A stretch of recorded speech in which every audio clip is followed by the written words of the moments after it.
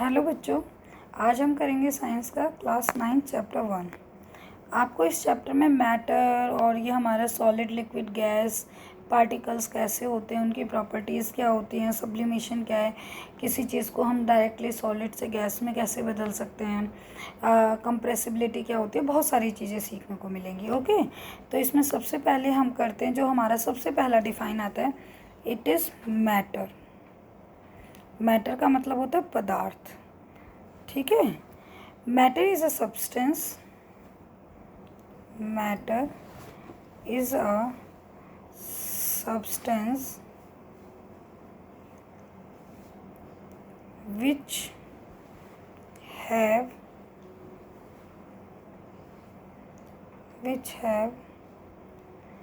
mass and occupies space, and matter is made up of tiny particles। बेटा देखो, matter क्या है? Matter is a substance. Matter एक ऐसा सब्सटेंस होता है विच हैव मास, मतलब जिसका वज़न होता है, एंड ऑक्यूपाइज स्पेस, और जिसको जगह चाहिए होती है रखने के लिए। And matter is made up of tiny particles, और जो मैटर होता है वो छोटे छोटे पार्टिकल से मिल करके बनता है। अगर आप अपने घर में देखो पेन है, तो देखो बच्चा, पेन का अपना कुछ वज़न भी होगा, और वो छोटे छोटे प्लास्टिक के उससे मिलकर भी बना हुआ है, और क्या है, वो जगह भी घेरता है। ओके, तो कोई भी ऐसी चीज़ जो आपके आसपास है, जो क्या करती है, जगह घेरती है, जिसमें वज़न होता है, ठीक है, और जो छोटे छोटे पार्टिकल से मिलकर के बनी होती है, वो क्या होती है? मैटर होती है। जैसे आपका एग्ज़ाम्पल ले लो, आपकी कॉपी और नोटबुक, आप कुछ भी बोल सकते हो, स्टार बोल सकते हो, या फिर आप प्लैनेट बोल सकते हो, या फिर आप एयर भी बोल सकते हो। क्यों बेटा? क्योंकि देखो, एयर भी बहुत सारी गैसेस का मिक्सचर होती है, छोटे छोटे पार्टिकल से मिलकर बनी होती है। अगर आप कहो कि एयर स्पेस नहीं लेती है, तो बच्चा, तो आप बैलून के अंदर क्या भरते हो? एयर भरते हो ना, और उसका कुछ ना कुछ वज़न भी होता है। ओके बच्चा, अब इसका सेकेंड चीज़ आता है, second topic, characteristics of particles. Particles की कैरेक्टरिस्टिक्स क्या है, मतलब कैसे पता चलता है हमको? तो फर्स्ट देखो, दे आर कॉन्टिन्यूअसली मूविंग। जैसे हमें कैसे पता चलता है आप कौन हो? ठीक है, आपके कुछ कैरेक्टरिस्टिक्स होते हैं जिसके थ्रू हम आपको पहचान पाते हैं। ऐसे ही कैरेक्टरिस्टिक्स ऑफ पार्टिकल हैं कि वो हमेशा मूव करते रहते हैं। Second, they having space between them, उनके बीच में कुछ स्पेस होता है। अब बेटा, वो एक अलग बात हो जाती है कि सॉलिड के अंदर बहुत कम स्पेस होता है, लिक्विड के अंदर थोड़ा ज़्यादा स्पेस होता है, और गैसेस के अंदर बहुत स्पेस होता है। बट हमारा जो मेन टॉपिक है, वो हम मैटर के लिए कैरेक्टरिस्टिक्स बता रहे हैं, तो वो है they have space between each other. And the third one is they attract each other, वो एक दूसरे को अट्रैक्ट करते हैं। इसके भी एग्जांपल हम बताएंगे आपको, किस प्रकार से अट्रैक्ट करते हैं। देखो, सॉलिड होता है, तो सॉलिड को तोड़ना बहुत मुश्किल होता है। क्यों सॉलिड को क्यों तोड़ना मुश्किल होता है? क्योंकि वो क्या करते हैं, एक दूसरे को बहुत बहुत टाइटली करते हैं, होल्ड करके रखते हैं। ओके, आप देखो, इसका फर्स्ट पार्ट ही है, जो हमने कैरेक्टरिस्टिक्स ऑफ मैटर पढ़ा था, उसका फर्स्ट पार्ट है, particles of matter are continuously moving. Okay, देखो, जो उसका फर्स्ट हमने पढ़ा था, क्या पढ़ा था? फर्स्ट कैरेक्टरिस्टिक्स क्या था कि particles of matter are continuously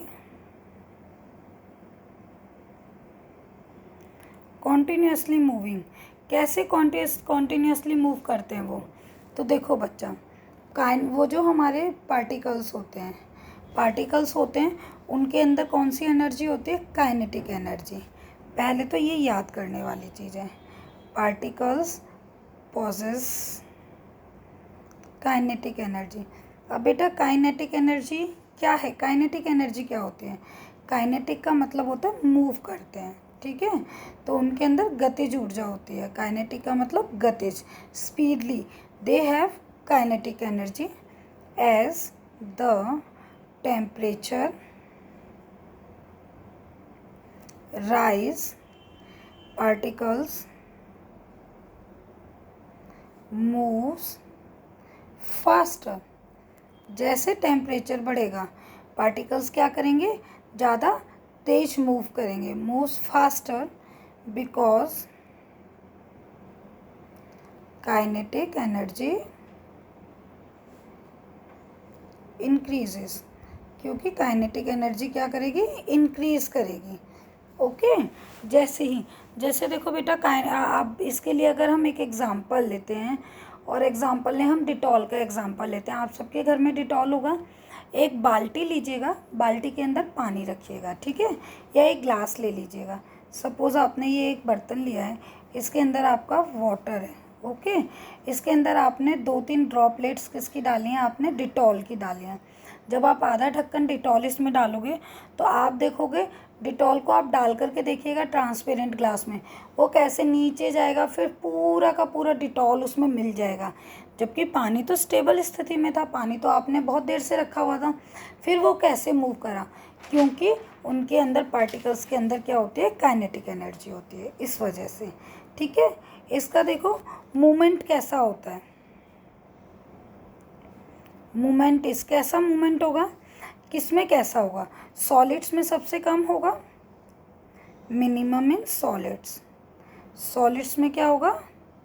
सबसे कम होगा, ओके? जो पार्टिकल्स मूविंग वाली प्रॉपर्टी है वो सॉलिड्स में सबसे कम होगी। अरे बेटा, आप तवा है, आपके घर में सॉलिड है, उसके अंदर डिटॉल डालोगे, कुछ फ़र्क पड़ेगा? नहीं पड़ेगा, ओके? तो वो सॉलिड्स में सबसे कम होती है। सेकेंड, लिक्विड्स में सॉलिड्स से ज़्यादा होती है, more in liquids, more in liquids, liquids में ज़्यादा होगी। And the third one is maximum in gases. Gases क्योंकि बहुत दूर दूर उनके पार्टिकल्स होते हैं तो उनमें सबसे ज़्यादा होती है, मैक्सिमम इन गैसेस। ओके, समझ आया आपको ये? सेकेंड वन इज जो हमने प्रॉपर्टी सीखी थी, second properties particles of matter having space between them.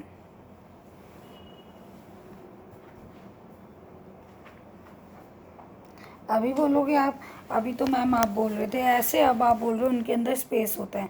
आप हमें इसका एग्जांपल दो। चलो एग्जांपल देती हूँ। आपने ये एक गिलास पानी लिया, ओके? इसके अंदर आपने 1 चम्मच नींबू पानी बनाने के लिए शुगर डाला। भाई शुगर कहाँ गया? Yes, it dissolves in water. That means उसके अंदर स्पेस होता है, इसीलिए वो डिसॉल्व होता है। तो इसमें क्या होगा, हम कैसे बताएंगे कि कैसे होता है ये? Minimum in solids. सॉलिड्स में तो कोई चीज़ नहीं घुसेगी ना, घुलेगी, तो मिनिमम इन सॉलिड्स। सॉलिड्स में ये सबसे कम होगा, मोर इन लिक्विड्स।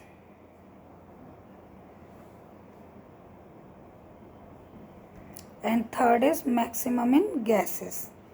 क्या होगा?